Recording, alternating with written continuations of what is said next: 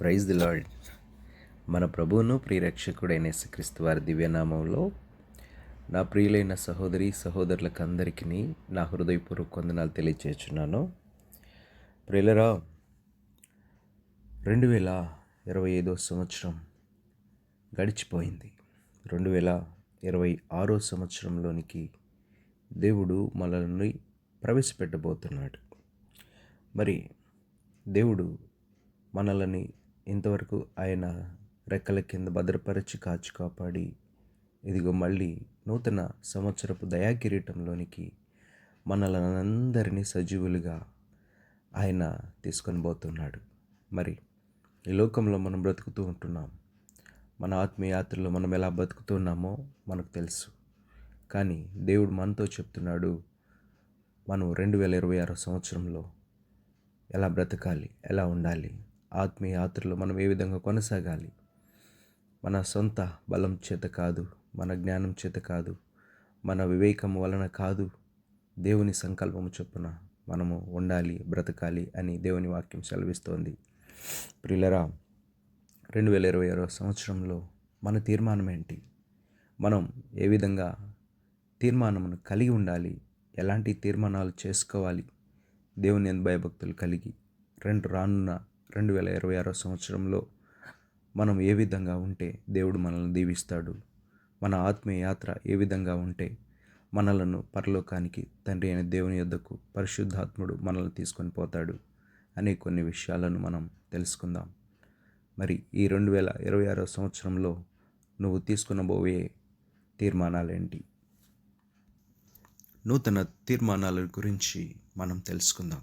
ఏ విధంగా దేవుడు మనల్ని నడిపించబోతున్నాడు, ఎలాంటి తీర్మానాలు నువ్వు తీసుకుంటే దేవుడు నిన్ను ఆశీర్వదిస్తాడు అని దేవుడు మనతో మాట్లాడబోతున్నాడు. చిన్న ప్రార్థన చేసుకుని ప్రారంభించుకుందాం. మహాపరిశుద్ధుడా, ప్రేమగల తండ్రి, ఇదిగోనైనా ఈ యొక్క దినంలో నా తండ్రి నీ పాద సన్నిధిలోనికి మమ్మల్ని నువ్వు చేర్చుకొని ప్రభా, ఇంతవరకు నా తండ్రి మా స్తుతులనే సింహాసనముపై ఆసీనుడవైండి మమ్మల్ని దీవించి బలపరిచినందుకు స్తోత్రాలు ప్రభా.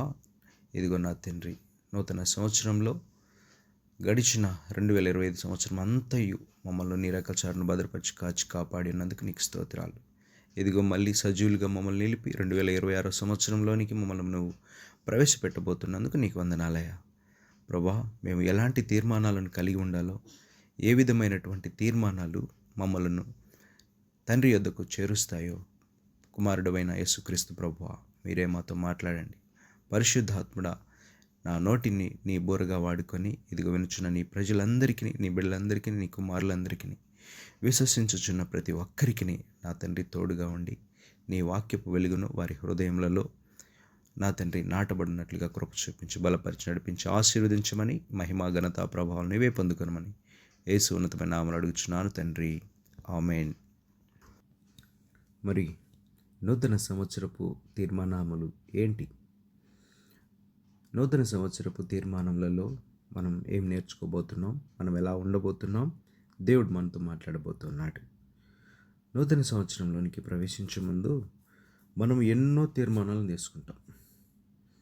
జనరల్గా అయితే కొత్త సంవత్సరంలో మంచిగా చదువుకోవాలని విద్యార్థులైతే, మంచి ఉద్యోగం పొందుకోవాలని చదువు అయిపోయి ఉద్యోగం కోసం ఎదురు చూసే వాళ్ళందరూ మంచి ఉద్యోగం కోసం ఎదురు పొందుకోవాలని, అలాగే జీవితంలో సెటిల్ అయిపోయి మంచి లైఫ్ పార్ట్నర్ని వివాహం చేసుకోవాలని కొందరు భావిస్తారు. వ్యసనములు మానుకోవాలని మరికొందరు భావిస్తారు. దేవుని యందు భయభక్తులు కలిగి జీవించాలని, కనీసం ఈ సంవత్సరం బైబిల్ని పూర్తిగా చదవాలని, ఇలా చాలామంది ఎన్నో రకాలైనటువంటి నిర్ణయాలు తీసుకుంటారు.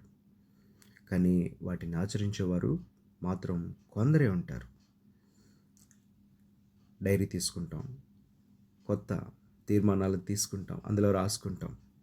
కానీ కొందరు మాత్రమే వాటిని పాటిస్తారు, కొందరు మాత్రం వాటిని విస్మరిస్తారు. కానీ మనం తీసుకునే నిర్ణయాలు ఎలా ఉండాలి? మనం తీసుకునేటటువంటి నిర్ణయాలలో, తీర్మానాలలో ఒక 3 ముఖ్యమైనటువంటి తీర్మానాలను మనం కలిగి ఉండాలని దేవుని వాక్యం సెలవిస్తుంది. ప్రియ దైవజనమా, మొట్టమొదటిదిగా ప్రార్థన. మన నూతన సంవత్సరపు మొదటి తీర్మానము ప్రార్థన.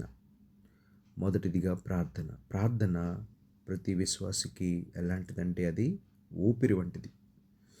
దేవుని ప్రార్థించడం ద్వారా దేవునితో మనము సహవాసం చేయగలము. అందుకే ప్రతి విశ్వాసికి ఊపిరి వంటిది ప్రార్థన. మరి ఈ తీర్మానాన్ని మనం కలిగి ఉండాలి. నూతన సంవత్సరంలో మొట్టమొదటిగా మనం కలిగి ఉండవలసినటువంటిది ప్రార్థన. మరి ఈ ప్రార్థన లేకపోతే, ఈ ప్రార్థన జీవితమే లేకపోతే మన జీవితాలలో మనము పొందుకోవాలని, మనము ఆశ కలిగి పొందుకోవాలని వెన్నిటినూ మనం కోరుకుంటాము. ప్రార్థన లేకుండా వాటిని మనం పొందుకోలేము. ప్రియ దైవజనమా, మరి బైబిల్ గ్రంథంలో కనుక చూస్తే ప్రభు అయినటువంటి యేసుక్రీస్తు వారే వేకువజామున లేచి ప్రార్థించేవారనింది. చూద్దామా, దేవాది దేవుడైన యేసుక్రీస్తు ప్రభువారు వేకువజాముని ప్రార్థించేవారు. రాత్రి వేళల్లో కూడా ఆయన ప్రార్థించేవాడు. ప్రార్థన ద్వారానే శక్తిని పొందుకొని అనేకమైన అద్భుత కార్యాలు చేసినట్టు మనం బైబిల్ గ్రంథంలో కూడా మనం చూస్తాం. ఆయన గెత్సెమనే తోటలో కూడా ఆయనను సిలువకు అప్పగించుటకు ముందుగా శిష్యులందరూ మత్తుతో నిద్రమత్తులో ఉండి కొంతసేపైనను మీరు మేల్కొని ప్రార్థనలో ఉండలేరా అని కూడా దేవుడు వారిని ప్రశ్నిస్తాడు. ప్రభు అయినటువంటి యేసుక్రీస్తు వారు తమ శిష్యులు దయ్యమును విడిపించలేని సమయంలో యేసుక్రీస్తు ప్రభు ఇటువంటివి ప్రార్థన ఉపవాసం వలననే సాధ్యమని చెప్పుట కూడా మనము బైబిల్లో చూస్తాం. అంటే ప్రార్థన వలన ఎన్నో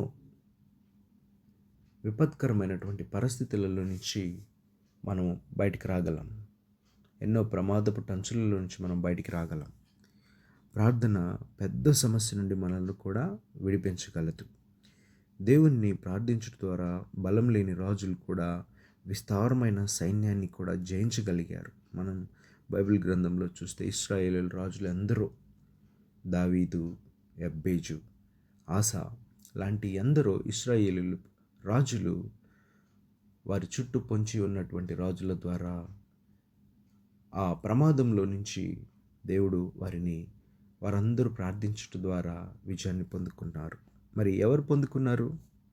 ఎవరు అలాంటి ఇశ్రాయేలు రాజుల్లో ప్రార్థించడం ద్వారా, దేవునికి మొరపెట్టడం ద్వారా వారు శత్రు సైన్యములను జయించినారు? చూద్దామా. మొదటిదిగా ప్రార్థించడం ద్వారా ఆసా జయ జీవితమును పొందుకున్నాడు. శత్రు సైన్యమును వారికి ఉన్నది కొద్దియే, సైన్యము కొద్దియే, కానీ వారు ఎంతో విస్తారమైన సైన్యమును వారు జయించున్నారని మనం చూస్తాం. 2వ దినవృత్తాంతముల గ్రంథం 14వ అధ్యాయం 11 నుంచి 12 వరకు కనుక మనం చూస్తే, తన దేవుడైన యెహోవాకు మొరపెట్టి యెహోవా విస్తారమైన సైన్యం చేతిలో ఓడిపోకుండా బలం లేని వారికి సహాయం చేయుటకు నీకన్నా ఎవరునూ లేరు.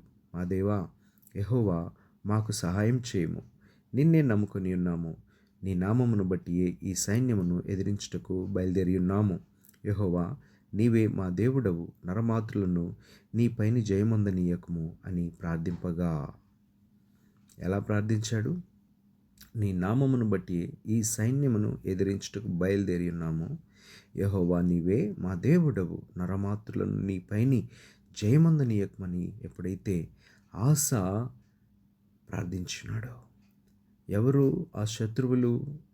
కూషీయులు. ఆస ఎదుటను యూదా వారి ఎదుటను నిలువనీయక వారిని మొత్తినందున వారు పారిపోయిరి. దేవుని నామానికి మహిమ కలుగును గాక.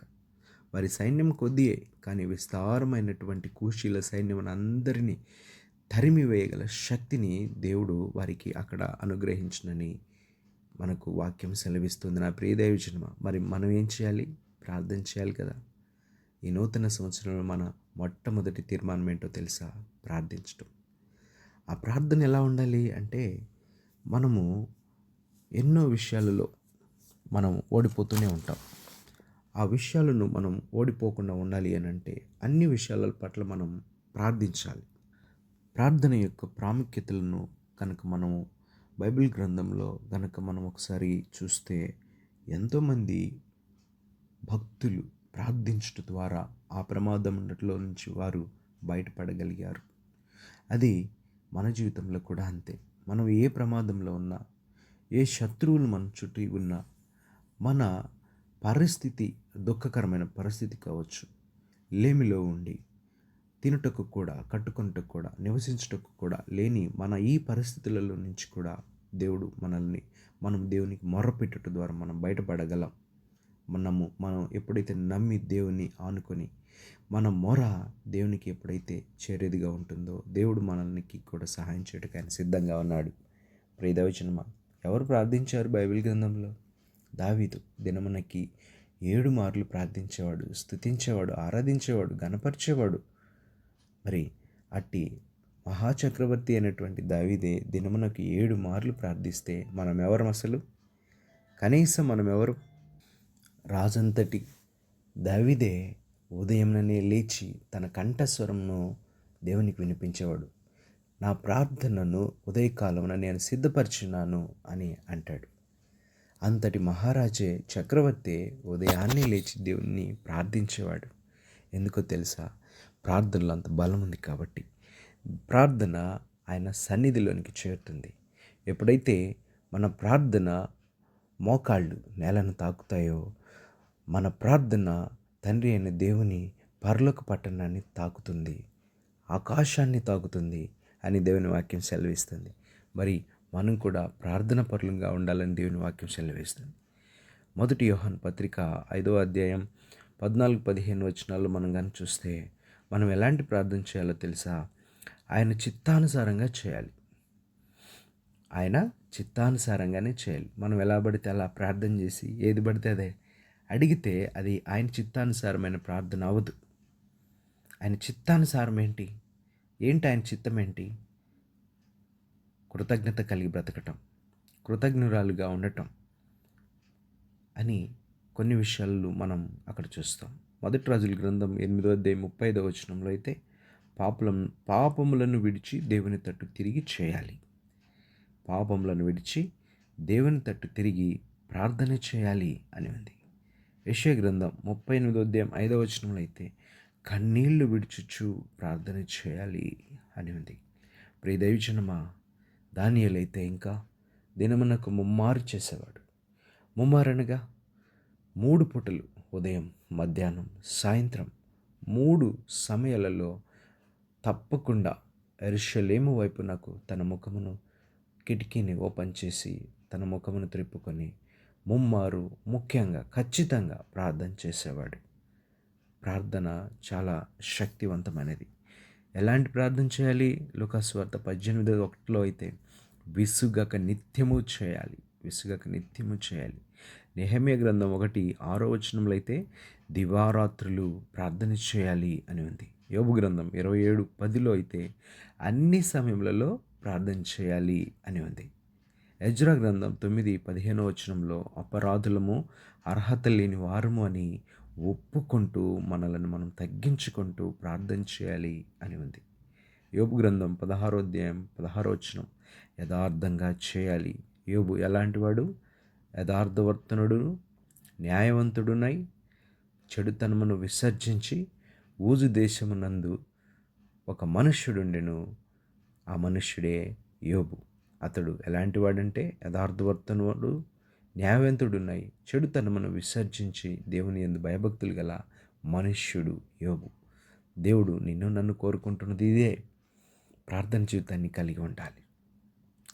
దానియేలు 9వ అధ్యాయం 19వ వచనంలో, వేడుకుంటూ బ్రతిమాలుకుంటూ ప్రార్థించాలి అని వ్రాయబడి ఉంది. యాకోబు పత్రిక 5వ అధ్యాయం 17వ వచనంలో, ఆసక్తితో ప్రార్థన చేయాలి.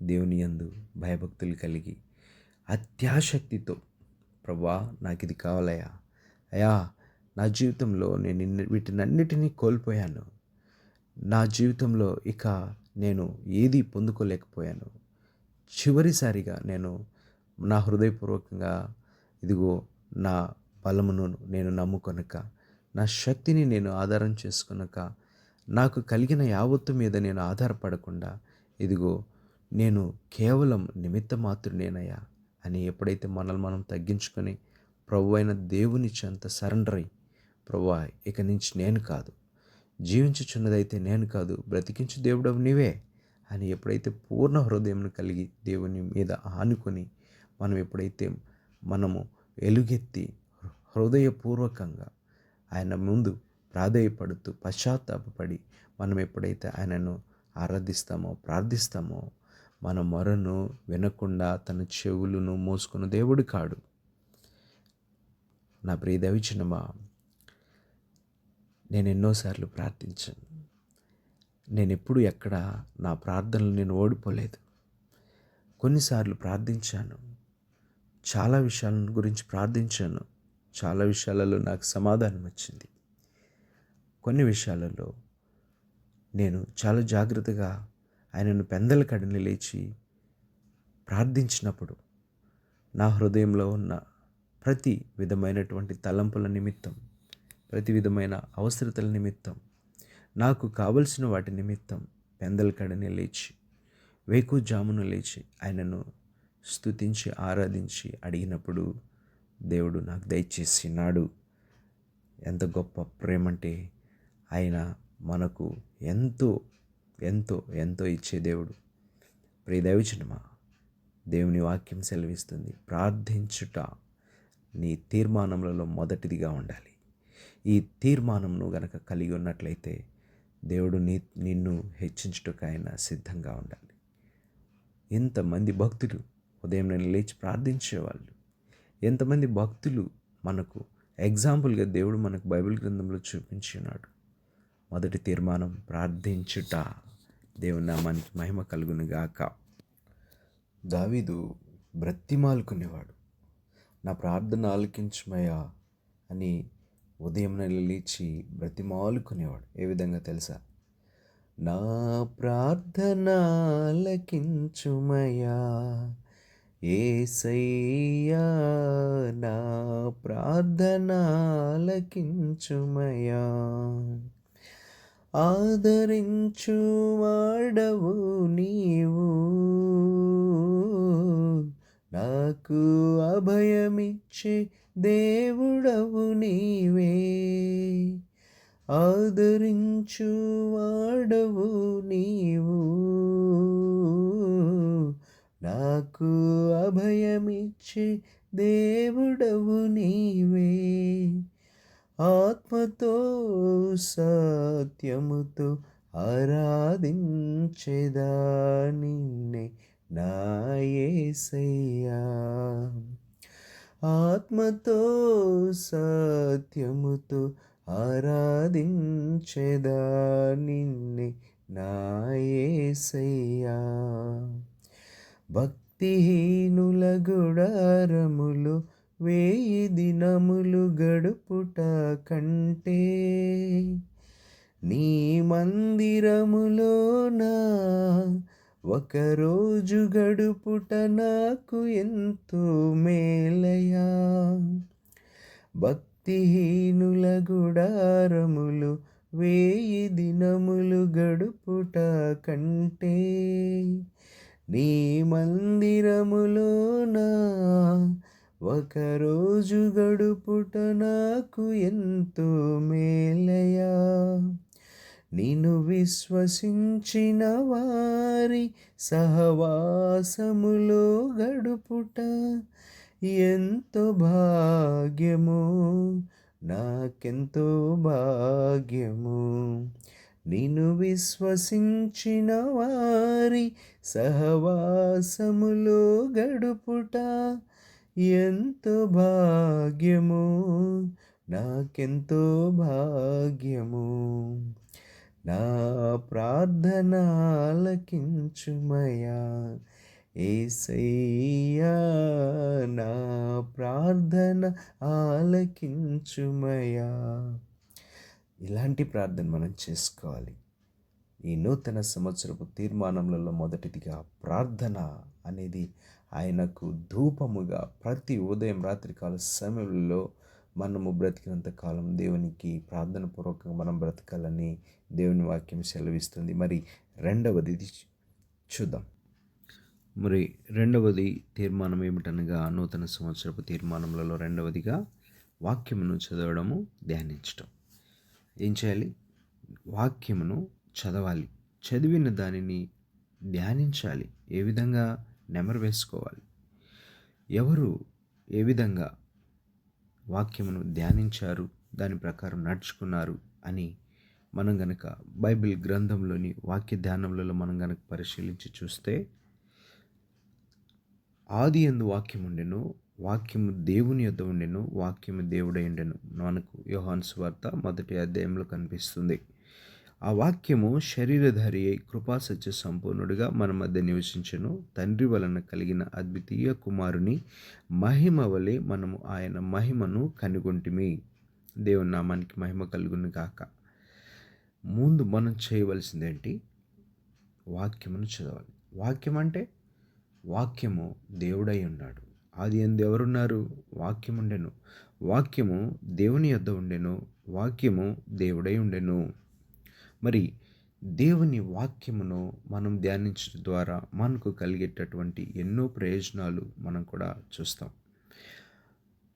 మనము ఉన్నత స్థితిలో ఉన్నవారైనా, పేదరికంలో ఉన్నవారైనా, మన జీవితంలో ప్రతిరోజు ఒకే విధంగా ఉండదు. కొన్ని రోజులు సంతోషంతో ఉంటే, కొన్ని రోజులు వేదనలు వస్తాయి, సమస్యలు వస్తాయి, రోగాలు వస్తాయి, ఆర్థిక ఇబ్బందులు, కన్నీరు గుండా మనము ఎన్నో విషాదకరమైనటువంటి పరిస్థితులు గుండా మనం వెళ్ళవలసి వస్తుంది. కానీ మన జీవితంలో ఏ పరిస్థితిలోనైనా దేవుని వాక్యమును మనకు ఆనందాన్ని ఇచ్చేది ఏదన్నా ఉంది అని అంటే అది దేవుని వాక్యం మాత్రమే. మనం వెళ్ళుచున్న మన పరిస్థితి ఏదైనా కావచ్చు, కానీ మనం వెళ్ళే ఏ స్థితి అయినా, మన పరిస్థితి ఏదైనా, దేవుని వాక్యం మనకు ఆనందాన్ని ఇస్తుంది, బ్రతికిస్తుంది, నెమ్మదినిస్తుంది. కీర్తనీయుడైనటువంటి దావీదు కీర్తనల గ్రంథం 119:50 వచనంలో అయితే, నీ వాక్యము నన్ను బ్రతికించున్నది, నా బాధలో ఇదే నాకు నెమ్మది కలిగించుచున్నది అని అంటాడు. దేవుని నామానికి మహిమ కలుగును గాక. దావీదు, నీ వాక్యము నన్ను బ్రతికించున్నది, నా బాధలో ఇదే నాకు నెమ్మది కలిగించుచున్నది. ఎంత గొప్పగా దేవుడు దావీదు ద్వారా మనతో మాట్లాడుతున్నాడు. మరి ఏంటి? వాక్యం చదవటం ద్వారా, ధ్యానించుట ద్వారా మనకు కలిగేటటువంటి ప్రయోజనాలు ఏమైనా ఉన్నాయా అంటే తప్పకుండా ఎన్నో ప్రయోజనాలు. ఏమేంటి ఆ ప్రయోజనాలు? దేవునికి మనము నిత్యము ప్రార్థించుకుంటూ, వాక్యమును చదువుకొనుచు, ధ్యానించుకోవటం ద్వారా మనకు కలిగే కొన్ని ప్రయోజనాలు ఉన్నాయి. ఏంటి ఆ ప్రయోజనాలు అంటే, పాపము చేయకుండా వాక్యము చదవటం ద్వారా ఆపుతుంది. పాపం చేయకుండా ఆపుతుంది. మొదటిదిగా వాక్యమును చదవటం ద్వారా, ధ్యానించడం ద్వారా పాపము చేయకుండా ఆపుతుంది. యవ్వనస్తులు దేని చేత తమ నడత శుద్ధిపరచుకొందురు? నీ వాక్యమును బట్టి దానిని జాగ్రత్తగా చూచుకుంటూ చేతనే కదా నీ ఎదుట నేను పాపము చేయకుండానట్లు నా హృదయంలో నీ వాక్యం ఉంచుకొని ఉన్నాను. నీ వాక్యమును బట్టి నా అడుగులు స్థిరపరచుము. ఏ పాపమును నన్ను ఏలనీయకము. కీర్తనల గ్రంథం 119వ అధ్యాయం 9, 11, 133 వచనాలలో మనం ఇప్పుడు చదువుకున్నట్టు వాక్యలేఖన భాగంలో మనము చూడవచ్చు. ఏమంటుంది? పాపము చేయకుండా ఏం చేయాలి? రెండవ తీర్మానం, వాక్యమును చదవటం ద్వారా, ధ్యానించటం ద్వారా మనము పాపం చేయకుండా వాక్యము మనల్ని ఆపుతుంది. వాక్య ధ్యానము చేయటం వలన ఆ పాపములోనికి మనం ప్రవేశించకుండా, మన అడుగు పడకుండా, మనల్ని ఆ పాపపు బంధకములలో నుంచి మనము పడిపోకుండా దేవుని వాక్యం మనల్ని ఆపుతుంది. మరి రెండవది ఏంటంటే మార్గమును చూపిస్తుంది. వాక్యమును చదవటం ద్వారా, ధ్యానించుట ద్వారా మార్గమును చూపిస్తుంది. ఎవరు మార్గం? ప్రభు అయినటువంటి యేసుక్రీస్తు వారే. నేనే మార్గమును, జీవమును, సత్యమునై ఉన్నాను అంటాడు. దావీదు కీర్తన 119 వచనాలలో మనం గ్రహిస్తే 28, 37, 101, 105, 130 వచనాలలో గనక మనం గమనిస్తే, వాక్యమును చదవటం ద్వారా, దానిని ధ్యానించుట ద్వారా మార్గమును చూపిస్తుంది అని వాక్యము సెలవిస్తుంది. వ్యసనం వలన నా ప్రాణం నీరైపోయెను, నీ వాక్యము చేత నన్ను స్థిరపరచుము. వ్యర్థమైన వాటిని చూడకుండా నా కన్నులు త్రిప్పివేయము. నీ మార్గములలో నడుచుకొనుటకు నన్ను బ్రతికింపుము. నేను నీ వాక్యమును అనుసరించినట్లు దుష్ట మార్గములన్నిటిలో నుండి నా పాదములు తొలగించుకొనుచున్నాను. నీ వాక్యము నా పాదములకు దీపమును, నా త్రోవకు వెలుగునై ఉన్నది. నీ వాక్యములు వెల్లడి అగుట తోడనే వెలుగు కలుగును. అవి తెలివి లేని వారికి తెలివి కలిగించును. దేవుని నామానికి మహిమ కలుగును గాక. ఎంత చక్కని వాక్య లేఖన భాగములు దేవుడు మనతో మాట్లాడుతున్నాడు. ఏం జరుగుతుంది? వాక్యమును చదవటం ద్వారా, ధ్యానించడం ద్వారా మొదటిది పాపం చేయకుండా వాక్యము మనలను ఆపుతుంది. రెండవది ఏం జరుగుతుంది? మార్గమును చూపిస్తుంది. ప్రభు అయినటువంటి యేసుక్రీస్తు వారి లోకానికి వచ్చాడు. ఏ విధంగా 33.5 సంవత్సరంలో ఆయన బ్రతికాడు, ఏ విధంగా బ్రతకాలో మనకు చూపించాడు. పవిత్ర మార్గం ఎలా ఉంటుందో ఆయన అడుగుజాడులలో మనం నడుచుటయే పరిశుద్ధత అని దేవుని లేఖన భాగములలో మనం ఎన్నో చూస్తాం. నా ప్రియ సహోదరి సహోదరుడా, మొట్టమొదటిగా మనం చేయవలసినవి వాక్యమును చదవటము, ధ్యానించటము. ఇవి మనలను పాపంలో పడకుండా మార్గమును చూపిస్తుంది కనుక మనం ఖచ్చితంగా వాక్యమును ధ్యానించాలి, చదవాలి. అలాగునని ఇంకొక ప్రయోజనం ఉంది. వాక్యమును ధ్యానించటం ద్వారా, చదవటం ద్వారా మనలను బలపరుస్తుంది. శ్రమ కలుగక మునుపు నేను త్రోవ విడిచి తిని, ఇప్పుడు నీ వాక్యమును అనుసరించి నడుచుకొంచున్నాను. నీ రక్షణ కొరకు నా ప్రాణం సొమ్మసిల్లుచున్నది. నేను నీ వాక్యం మీద ఆశ పెట్టుకుని ఉన్నాను. నేను బ్రతుకున్నట్లు నీ మాట చొప్పున నన్ను ఆదుకొనుము. నా ఆశ భంగమై నేను సిగ్గునందక ఎందును గాక. నీ వాక్యములు నా జిహ్వకు ఎంతో మధురములు. అవి నా నోటికి తేనె కంటే తీపిగానున్నవి. కీర్తనల గ్రంథం 119, 67, 81, 116, 103 వచనాలలో మనం గనక చూస్తే వాక్యము మనల్ని బలపరుస్తుంది అని దేవుని వాక్యం సెలవిస్తుంది. నా ప్రియ దైవజనమా, మరి ఇన్ని విషయాలలో మనకు ఏ విధంగా మనల్ని బలపరుస్తుంది? శ్రమ కలగక మునిపే నేను త్రోవ విడిచి తిని, ఇప్పుడు నీ వాక్యం అనుసరించి నడుచుకొంచున్నాను. నీ రక్షణ కొరకు నా ప్రాణం సొమ్మసిల్లుచున్నది. నేను నీ వాక్యం మీద ఆశ పెట్టుకొని ఉన్నాను. నేను బ్రతుకున్నట్లు నీ మాట చొప్పున నన్ను ఆదుకొనుము. చూసారా నా ప్రియ దైవజనమా, దేవుని వాక్యమును చదవటం ద్వారా, ధ్యానించడం ద్వారా 3 విషయాలను మనము గమనించవచ్చు. పాపం చేయకుండా ఆపుతుంది, మార్గమును చూపిస్తుంది, వాక్యము మనలను బలపరుస్తుంది అనే 3 విషయాలు మనకి ఇక్కడ తెల్లపరుస్తూ ఉంది. మరి మన నూతన సంవత్సరపు తీర్మానములలో రెండవదిగా వాక్యమును చదవడము, ధ్యానించటం. దీని ద్వారా కలిగే ప్రయోజనాలు: పాపం చేయకుండా ఆపుతుంది, మార్గమును చూపిస్తుంది, బలపరుస్తుంది అని దేవుడు నీతో నాతో మాట్లాడుతూ ఉన్నాడు. అపోస్తలుడైనటువంటి పౌలు 1 పేతురు 1వ అధ్యాయం 23-25 గనక మనం చూస్తే, వాక్యమును చదవటం ద్వారా, ధ్యానించటం ద్వారా మనతో మాట్లాడుతున్నాడు. సర్వశరీరులు గడ్డిని పోలిన వారు, వారి అందమంతయు గడ్డి పువ్వు వలె ఉన్నది. గడ్డి ఎండును, దాని పువ్వులు రాలును, అయితే ప్రభు వాక్యం ఎల్లప్పుడూ నిలుచును. మీకు ప్రకటింపబడిన సువార్త ఈ వాక్యమే. దేవుని నామానికి మహిమ కలుగును గాక. ఏమంటున్నాడు? సర్వశరీరులు గడ్డిని పోలిన వారంట. వారి అందమంతయు గడ్డి పువ్వులే ఉన్నది. గడ్డి ఎండును, దాని పువ్వును రాలును, అయితే ప్రభు వాక్యం ఎల్లప్పుడూ నిలుచును. మీకు ప్రకటింపబడిన సువార్త ఈ వాక్యమే. చూసారా, మనం ఎంతకాలం ఉంటాయి భూమి మీద?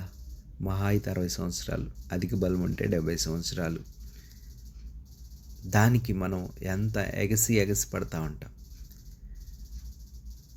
ఈ చిన్న జీవితానికే మనం ఇంతలా ఆరాటపడతా ఉంటాం, ఇంతలా గర్విస్తుంటాం, ఇంతలా ఎగిరెగిరి పడతా ఉంటాం. మాకు అది ఉంది, ఇది ఉంది, ధనం ఉంది, ధనగంతలు ఉన్నాయి, భూములు ఉన్నాయి, మాకు పాడి పంటలు ఉన్నాయి, పశువులు ఉన్నాయి, మాకు ఆస్తి ఉంది, చాలినంత కొదువలేనంత ఉంది అని మనం ఎగిరెగిరి పడతా ఉంటాం. ఒకానొక దినం వస్తుంది, నువ్వు గనక రక్షణ లేకుండా ప్రభువైన యేసుక్రీస్తుని తన సొంత రక్షకునిగా నువ్వు గనక అంగీకరించకపోతే నీ ఆత్మ ఎక్కడికి వెళ్తుందో తెలుసా నా ప్రియ దైవజనమా? నీ ఆత్మ యుగ యుగాలు నిత్యము అగ్ని ఆరదు, పురుగు చావదు, నిత్యము ఆ మంటల్లో పడి నిత్యము కేకలు వేస్తూ పనులు కొరుకుచ్చు ఎన్నో విధాలైనటువంటి శ్రమలు నీ ఆత్మ అగ్ని గంధకలలో సాతాను నిన్ను తీసుకొని పోయి పడవేస్తాడు. అట్టి అరుపులు, అట్టి శ్రమ మనం తాళలేము. మన ఆత్మకు సాతానుడు ఆ అగ్ని గంధకంలోనికి మనల్ని లాగుకొని పోకుండా ఉండాలంటే ఈరోజే, ఇప్పుడే ప్రభువైనటువంటి యేసుక్రీస్తు మన సొంత రక్షకునిగా అంగీకరించి ఆయన రక్తంలో మనము పరిశుద్ధపరచబడి ఆయన రాజ్యంనకు కొనిపోబట్టుకు మనం సిద్ధపడాలి. ఆయనలో మనము బాప్తిస్మము పొంది ఆయన ఆనందమును, ఆయన రక్షణ ఆనందమును మనం తీసుకోవాలని దేవుని వాక్యం సెలవిస్తోంది. మరి మూడవ తీర్మానం ఏంటి అంటే మనము స్తుతులు చెల్లించటం. మూడవ తీర్మానం ఏమిటి అనగా స్తుతులు చెల్లించడం. గడిచే ప్రతి క్షణమునకు మనము జనరల్గా ఎంతోమంది మరణిస్తూ ఉండటం మనం చూస్తాం. యాక్సిడెంట్స్లోను,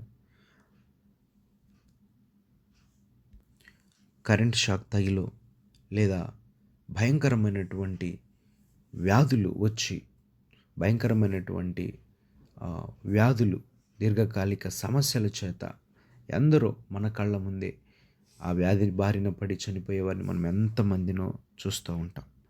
మనకంటే ఎంతో ఉన్నత స్థితిలో ఉన్నవారిని మనం చూస్తాం. విద్యావంతులను చూసాం, అందచందములు గల వారిని మనం చూసాం, పేరు ప్రతిష్టలు గల వారిని, ఇలా ఎందరినో మనము చూసే ఉంటాం. కానీ ఈ దినమును చూడలేకపోయిన వారు ఎంతోమంది ఉన్నారు తెలుసా?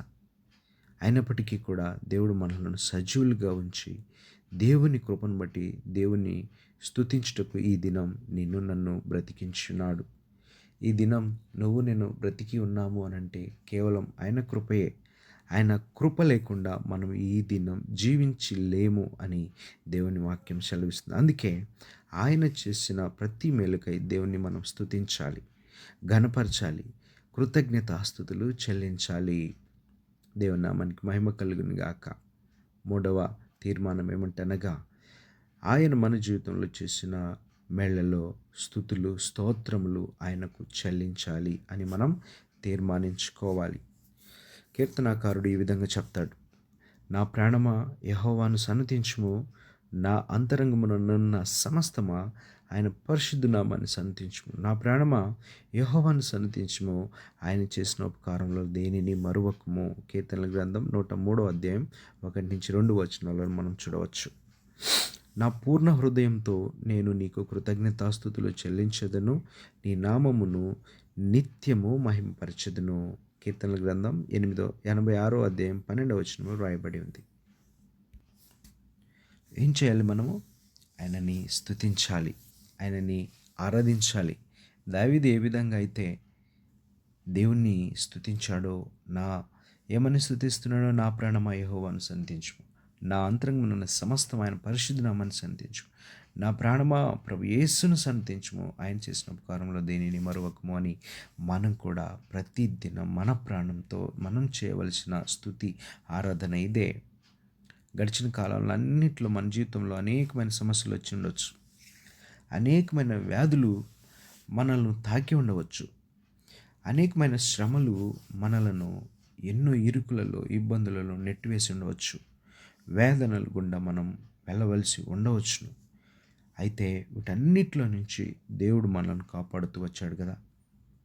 ఎన్నో శ్రమలు, ఇబ్బందులు, ఇరుకులు, నిందలు, ఎన్నో విధాలైనటువంటి వాటి నుంచి మనల్ని దేవుడు కాపాడుతూ వచ్చాడు కదా. ఎంతో సంతోషకరమైన జీవితాన్ని కూడా మనము అనుభవించాం కదా. దానికి కారణము మన గొప్పతనం కాదు, దానికి కారణము మన తెలివి, మన ధనఘనతలు, మన జ్ఞానము, వివేచన ఇవేవి కావు. కేవలము దేవుని కృప మాత్రమే ఈ దినం మనం బ్రతికి ఉన్నాము అంటే. వీటన్నిటిని మనం అనుభవించగలిగాము అనంటే మన వల్ల ఏది కాదు. ఎప్పుడైతే ఈ విషయం ప్రతి ఒక్కరూ మనం తెలుసుకోగలిగితే దేవుణ్ణి నువ్వు గణపరిచినట్టే, ఆయనకు స్తుతులు స్తోత్రాలను చెల్లించి ఉన్నట్టే. కీర్తనకారుడు 63:6 కనుక మనం చూస్తే, నీ కృప జీవము కంటే ఉత్తమము, నా పెదవులు నిన్ను స్తుతించును, కాగా నా జీవిత కాలమంతయు నేను ఇలాగున నిన్ను స్తుతించదను, నీ నామమును బట్టి నా చేతులెత్తెదను.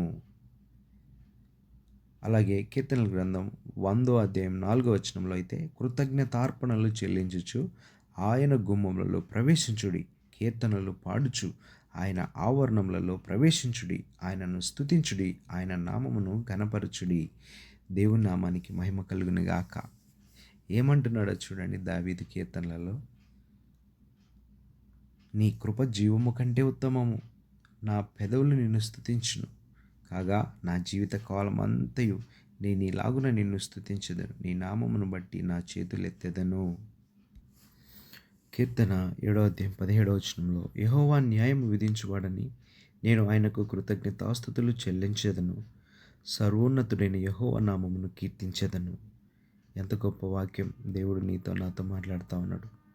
మరి ఇంత గొప్ప ధన్యతనిచ్చిన దేవుని మనం స్తుతించకుండా, ఆరాధించకుండా, ధ్యానించకుండా ఉండగలమా?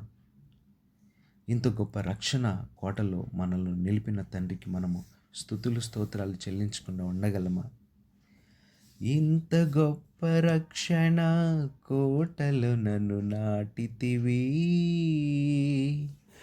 దహించు అగ్నిగా నిలచి విరోధి బాణములను తప్పించితివి. ఇంత గొప్ప రక్షణ కోటలు నన్ను నిలిపితివి, దహించు అగ్నిగా నిలచి విరోధి బాణములను తప్పించితివి. అవమానించిన వారే అభిమానమును పంచగా, ఆనంద సంకేతమే రక్షణ గీతం. అవమానించిన వారే అభిమానమును పంచగా, ఆనంద సంకేతమే రక్షణ గీతం. నీ బాహుబలము ఎన్నడైన దూరమాయన, నిత్య జీవమిచ్చు నీదు వాక్కు ఎప్పుడైనా దూరమాయనా. నిర్మల హృదయుడా నా దీపము వెలిగించితివి, యేసయ్యా అపారమైనది నాపై నీకున్న అత్యున్నత ప్రేమ.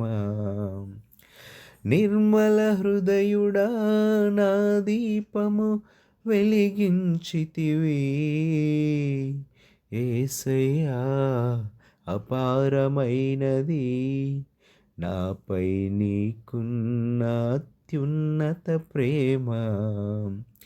నీ బాహుబలము ఎన్నడైన దూరమాయన, నిత్య జీవమిచ్చు నీదు వాక్కు ఎప్పుడైనా దూరమాయనా. దేవుని నామానికి మహిమ కలుగును గాక.